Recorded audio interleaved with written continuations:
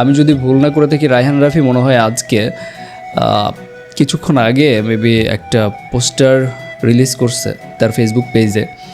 দেন সেখানে শাকিব খান একটা গ্যাংস্টার লুকে এবং সত্যিই অনেক বেশি ডেডলি লাগতেছে এবং একজন গ্যাংস্টারের তাকানো মনে হয় কেবলে মাল খেয়ে খেয়ে উঠছে এরকম অবস্থা, মানে কেবলে ড্রিঙ্ক করে উঠছে মেবি ওই টাইপের এরকম, মানে চোখ অর্ধেক উঠে আছে অর্ধেক নেমে আছে, মানে what a attitude, what a look man. আমি খুবই ইমপ্রেস হয়েছি শাকিব খানের ওই লুকটা দেখে, ডেড লুকটা দেখে। আমি জানি না আপনারা এটা খেয়াল করছেন কিনা, দেখবেন চোখটা এরকম করে অর্ধেক খোলা ওরা অর্ধেক বন্ধ, মানে মাল খেয়ে টালের মতন অবস্থা আর কি, ওই টাইপের একটা ছবি উঠানো। মিমিকে একটা হটিনটি গালের মতো লাগতেছে। সো এই পোস্টারটা নিয়ে আমার ভিতরে কিছু প্রশ্ন রয়েছে, সেটা হচ্ছে যে এই সময়ে এসে যখন তুফানের টিজারে পুরো সাইক্লোন বয়ে গেছে, সুনামির মতো এখনো পর্যন্ত তুফানের টিজার নিয়ে ভিডিও হইতেছে, রিয়াকশন হইতেছে, সেই মুহূর্তে এক সপ্তাহ অন্তত টাইম দেওয়া উচিত ছিল, তারপরে কোনো না কোনো কিছু রিলিজ করার দরকার ছিল। আমার কাছে মনে হয়েছে যে এত তাড়াতাড়ি মিমিকে নিয়ে এরকম একটা, আমি জানি না এই পোস্টারটাকে আসলে কি নাম দেব, যাই হোক একটা অফিসিয়াল পোস্টার, একজন নায়িকার একজন নায়ক দাঁড়ায় আছে এরকম পোস্টারে তো শাকিব খানকে আমরা এই প্রথম দেখতেছি এমন না, মানে নায়িকার সাথে নিয়ে দাঁড় করানো এরকম অনেক পোস্টার দেখছি, কিন্তু আসলে নতুনত্ব বলতে গেলে শাকিব খানের মধ্যে আছে, কিন্তু পোস্টারটার মধ্যে নতুনত্ব কিছু নাই, বা পোস্টারটা এই মুহূর্তে রিলিজ করা আমার কাছে মনে হয়েছে যে আরেকটু পরে করলে হয়তো, বা প্রথম যখন পোস্টার রিলিজের সময় ছিল, ফার্স্ট পোস্টার অথবা সেকেন্ড পোস্টারের সময় অথবা থার্ড পোস্টার রিলিজের সময় এই পোস্টারটা ড্রপ করতে পারতো। দেখেন মিমি যে আছে এটা আমরা সবাই জানি, এটা কলকাতা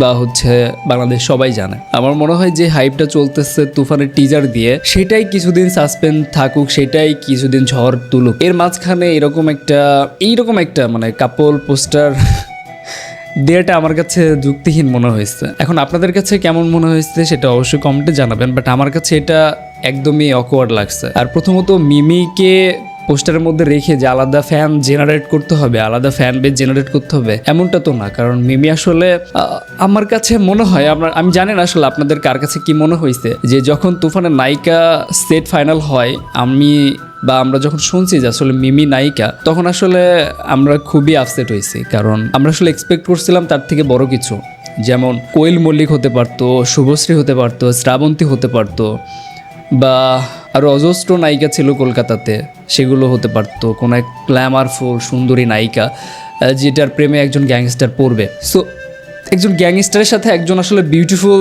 নায়িকাই দরকার ছিল।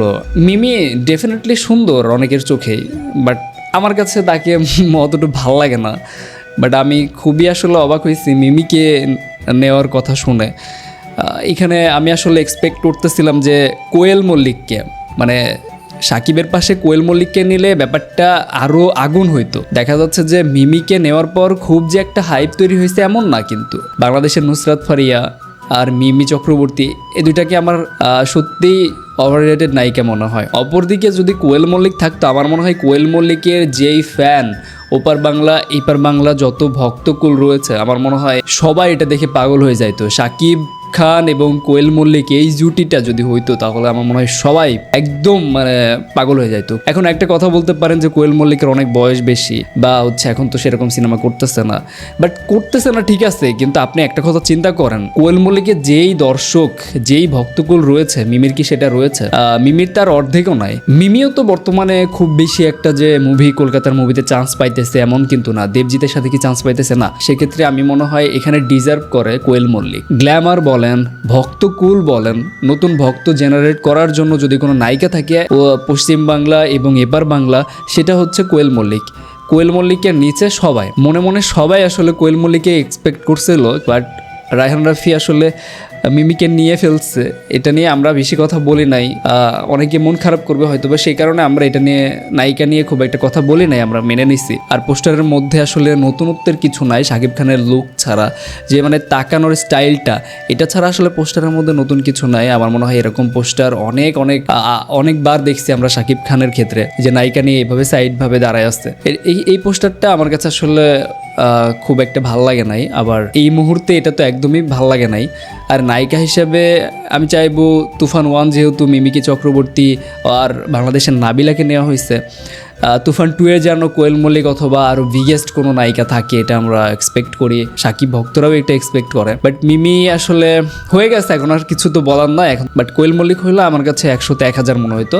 আর শুধু এটা আমার চাওয়া ছিল না, আমার মনে হয় বাংলাদেশের প্রতিটা সাকিব খানের তুফান নিয়ে যারা আশাবাদী ছিল তারা অবশ্যই সবাই আশা ছিল। বাট নায়িকার দিক থেকে হালকা একটু হতাশ হয়েছি, বাট এটা আমরা কভার করে নিব, কারণ যেখানে সাকিব খান আছে সেখানে নায়িকার গুরুত্ব আর কতটুকুই বা থাকবে।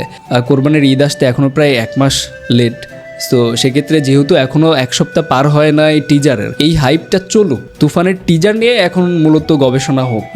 এই বাদ দিয়ে অন্য কিছুতে ফোকাস নিয়ে যাওয়ার চেষ্টা যেন না করা হয়, এইরকম একটা পোস্টার এই সময়ে আমরা আসলে আশা করি নাই। এখানে অফিসিয়াল পোস্টার বা জুটি হিসাবে কে আছে এটা দেখার বিষয় না, কারণ অলরেডি শাকিব খান আছে, এটাই অনেক। এখানে জুটি হিসাবে তার নায়িকা কে, গ্যাংস্টার সিনেমাতে আসলে নায়িকা অত ফ্যাক্ট না, যেহেতু নায়িকা ফ্যাক্ট না সেহেতু নায়িকাকে নিয়ে জুটি বাঁধার এই গল্পটাও আমার কাছে ফ্যাক্ট মনে হয় না যে এটা কোনো আসলে ফ্যাক্ট। সো দিন শেষে শুভকামনা তুফানের জন্য থাকবে অবশ্যই। আপনাদের কি মতামত অবশ্যই কমেন্টে জানাবেন। অ্যান্ড ভালো থাকবেন, ভালো রাখবেন। Thank you, take care, bye by.